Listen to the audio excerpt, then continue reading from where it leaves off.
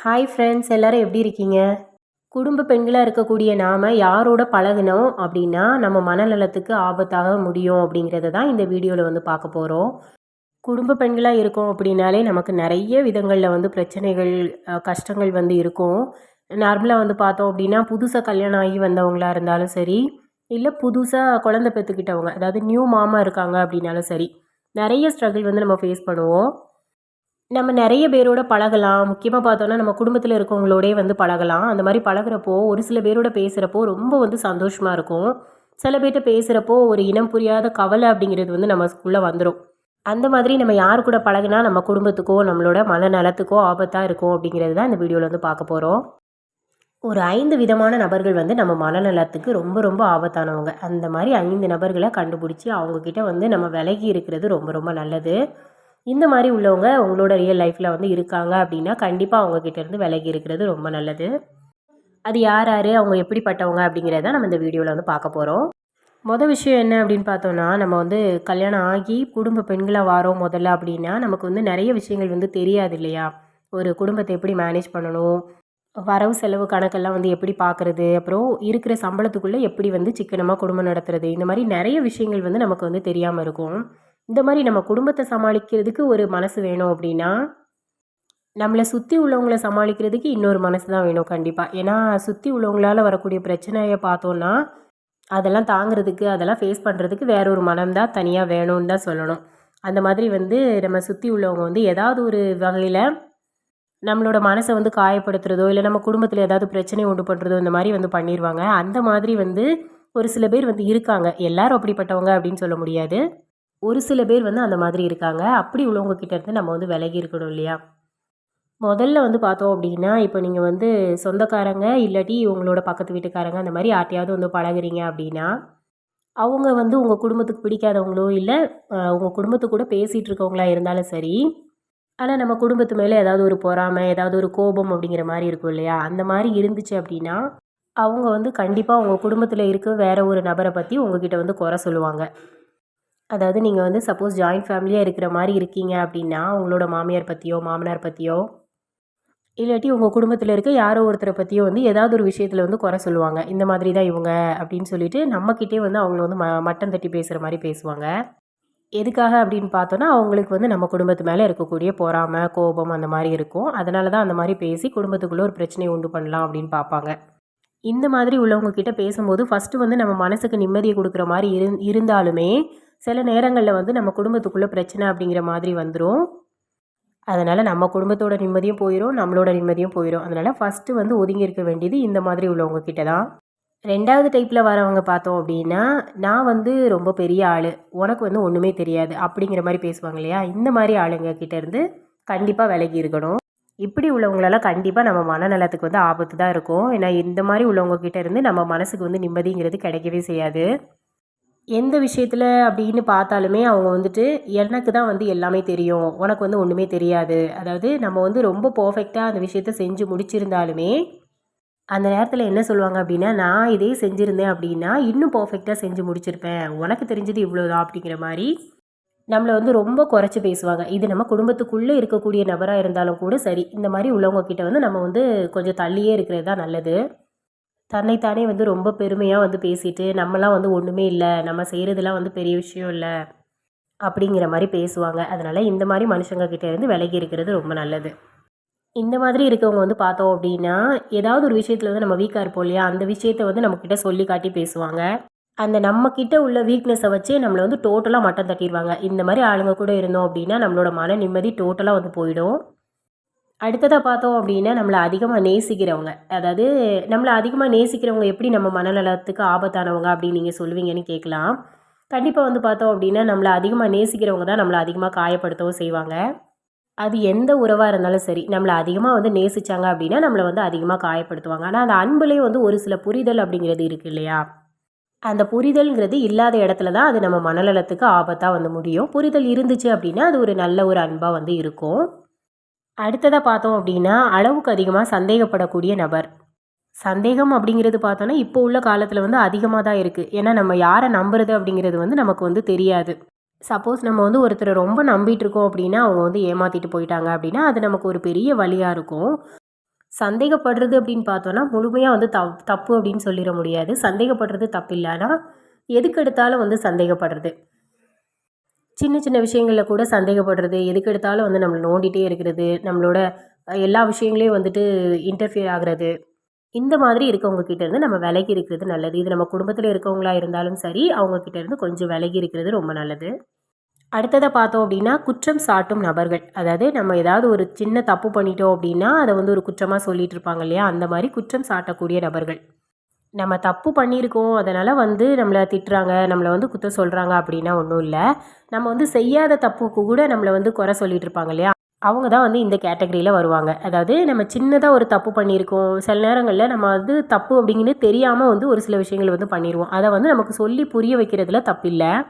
அந்த மாரி இருக்கிறப்போ, "நீ செஞ்சது தப்பு" அப்படின்னு சொல்லிட்டு நம்மளுக்கு வந்து சொல்லி புரிய வைக்கலாம். ஆனா, நம்ம வந்து செய்யாத ஒரு விஷயத்துக்காகவோ, இல்ல சாதாரணமா ஒரு விஷயத்துக்கு சின்னதா ஒண்ணு பண்ணியிருக்கோம் அப்படின்னால, அத ஒரு பெரிய தப்பு அப்படிங்கிற மாரி வந்துட்டு நம்மள சொல்லுவாங்க இல்லையா? அந்த மாரி உள்ளவங்க கண்டிப்பா ஆபத்தானவங்க தான்.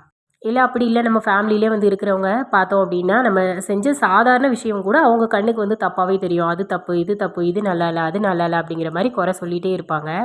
இந்த மாதிரி உள்ளவங்க உங்க மேல அப்படின்னு மட்டும் இல்ல. இப்ப அவங்க ஏதாவது ஒரு தப்பு பண்ணியிருக்காங்க அப்படின்னாலும், அந்த தப்ப மறைக்கிறதுக்கு அவங்களோட பழிய வேற யார் மேலயாவது வந்து தூக்கி போடுவாங்க. இந்த மாதிரி அவங்க செஞ்ச தப்ப அந்தந்த இடங்கள்ல மறைக்கிறதுக்காக, அந்த டைம்ல அந்த இடத்துக்கு யார் வந்து கரெக்ட்டா இருக்காங்களோ, அந்த மாரி உள்ளவங்க மேல அந்த பழிய வந்து தூக்கி போட்டுருவாங்க. இந்த மாரி உள்ளவங்க நம்ம மனநலத்துக்கு ரொம்ப ஆபத்தானவங்க. இவங்க அடுத்தவங்கள குறை சொல்ல தான் பார்ப்பாங்களே தவிர, தன்னோட குறைய திருத்திக்கணும், தான் மேல தப்பு இருக்கு அப்படின்னு சொல்லி என்னைக்குமே வந்து நினைக்க மாட்டாங்க. அதனால அவங்க மேல தப்பு இல்லாத மாதிரியே வந்து அடுத்த பக்கம் காட்டிப்பாங்க. இந்த மாதிரி இருக்கவங்க கூட இருந்தோம் அப்படின்னா, நம்ம மன நிம்மதிங்கிறது இருக்கவே இருக்காது. மொத்தமா நிம்மதிங்கிறது போயிடும். இந்த கேட்டகரியில வரவங்க பிரச்சனை இருந்தா தானே அத வந்து ஒரு பெரிய விஷயமா ஆக்குறாங்க. பிரச்சனையே இல்ல அப்படின்னா என்ன பண்ணுவாங்கன்னு பார்த்தோம்னா, கண்டிப்பா அதுக்குன்னு ஒரு பிரச்சனைய வந்து கிரியேட் பண்ணுவாங்க. அதுக்காகவே ஒரு பிரச்சனைய உருவாக்கி, அதில நம்மள மாட்டி விடணும், இல்ல மத்தவங்கள மாட்டி விடணும் அப்படிங்கிற மாரி இருப்பாங்க. இந்த மாதிரி பண்ணிட்டு மற்றவங்களுக்குள்ள வந்து குற்ற உணர்ச்சிய தூண்டி விடுவாங்க. அடுத்ததா பார்த்தோம்னா, அடுத்தவங்களுக்கு வலியை தரக்கூடிய நபர்கள். அது என்னவோ தெரியல. நெறைய பேருக்கு வந்து பார்த்தோம் அப்டின்னா, அடுத்தவங்கள வேதனைப்படுத்தி பார்க்குறதுல அவ்ளோ ஒரு சந்தோஷம். நம்ம கூட இருக்கிறவங்க, நம்மள சுத்தி இருக்கவங்க வந்து சந்தோஷமா இருக்கக்கூடாது. அவங்க கொஞ்சம் நிம்மதியா இருந்துட்டா போதும். அவங்கள வேதனைப்படுத்தி பார்க்குறதுல அவ்ளோ சந்தோஷப்படுவாங்க. அடிக்கிறது, கொல்றது அப்படிங்கிறது இல்லாம, வார்த்தையால வந்து வேதனைப்படுத்தி அத வந்து ரசிச்சுக்குவாங்க. உங்களுக்கு எது பிடிக்காதோ அத பத்தியே பேசுவாங்க. உங்களுக்கு எது பிடிக்காதோ அதையே உங்ககிட்ட வந்து செய்வாங்க. சப்போஸ் உங்களுக்கு கெட்ட வார்த்தை பேசினா பிடிக்காதுன்னு வச்சுக்கோங்க. உங்ககிட்ட கெட்ட வார்த்தை மட்டும் தான் பேசுவாங்க. உங்களுக்கு பேக்ரவுண்ட் பத்தி, உங்களோட பேக்ரவுண்ட் பத்தியோ, உங்களோட பாஸ்ட்ட பத்தியோ பேசினா பிடிக்காதுன்னு வச்சுக்கோங்க. உங்களோட பாஸ்ட்ட பத்தி மட்டும் தான் பேசுவாங்க. அத பத்தி தான் கேட்டுட்டே இருப்பாங்க. அவங்க அப்படி பேசுறதுனால நம்மளோட முகம் மாறுது. நம்மளோட மனசுல வந்து கவலை தெரியுது. நாம ஏதோ கஷ்டமா ஃபீல் பண்றோம் அப்படிங்கிற மாரிலாம் அவங்க யோசிக்கவே மாட்டாங்க. அவங்களுக்கு தேவை நம்மள வந்து கஷ்டப்படுத்தி பார்க்குறது. அத மட்டும் தான் செய்வாங்க. இந்த மாதிரி பெர்சன் வந்து நம்ம லைஃப்ல வந்துட்டு நம்ம மனநலத்துக்கு ரொம்ப ரொம்ப ஆபத்தானவங்க. இப்ப இவங்கள பத்தி எல்லாருமே வந்து பார்த்தாச்சு. இந்த மாரி உள்ளவங்க தான் வந்து கண்டிப்பா நம்ம மனநலத்துக்கு ஆபத்தா இருக்கிறவங்க. இவங்க கூடலாம் நம்ம பேசிட்டு, இவங்க கூடவே நம்ம வந்து சர்வே பண்ணிட்டு இருந்தோம் அப்படின்னா, கண்டிப்பா நம்ம மனசுக்கு நிம்மதி அப்படிங்கிறது இருக்காது. அதே சமயம் பார்த்தோம்னா, இந்த மாரி உள்ளவங்க நம்மளோட பக்கத்து வீட்டுக்காரங்க, நம்மளோட சொந்தக்காரங்க, இல்ல நம்ம ஃபேமிலில உள்ள ஒருத்தரா கூட இருந்தாங்க அப்படின்னா, அவங்க கூட தான் நம்ம வந்து சர்வே பண்ணி ஆகணும். வேற வழி இல்ல.